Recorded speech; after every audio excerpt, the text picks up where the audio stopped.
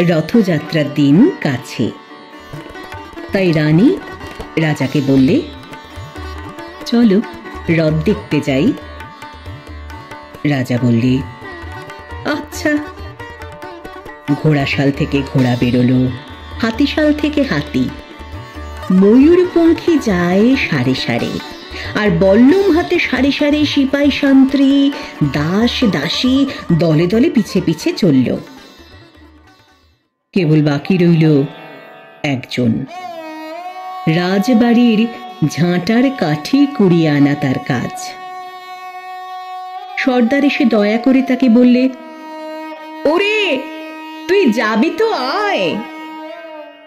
সে হাতে জোর করে বললে, আমার যাওয়া ঘটবে না। রাজার কানে কথা উঠল, সবাই সঙ্গে যায়, কেবল সেই দুঃখীটা যায় না। রাজা দয়া করে মন্ত্রীকে বললে, ওকেও ডেকে নিও। রাস্তার ধারে তার বাড়ি। হাতি যখন সেইখানে পৌঁছল, মন্ত্রী তাকে ডেকে বললে, ওরে দুঃখী, ঠাকুর দেখবে চল।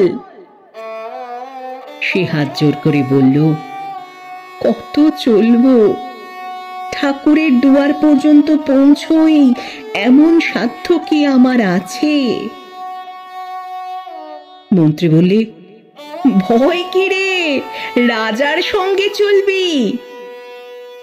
সে বললে, সর্বনাশ, রাজার পথ কি আমার পথ? মন্ত্রী বললে, তবে তোর উপায়? তোর ভাগ্যে কি রথযাত্রা দেখা ঘটবে না? সে বললে, ঘটবে বই কি, ঠাকুর তো রথে করেই আমার দুয়ারে আসেন। মন্ত্রী হেসে উঠল, বললে, তোর দুয়ারে রথের চিহ্ন কই? দুঃখী বললে, তাঁর রথের চিহ্ন পড়ে না। মন্ত্রী বললে, কেন বলতো? দুঃখী বললে, তিনি আসেন পুষ্পক রথে। মন্ত্রী বললে, কই রে সেই রথ?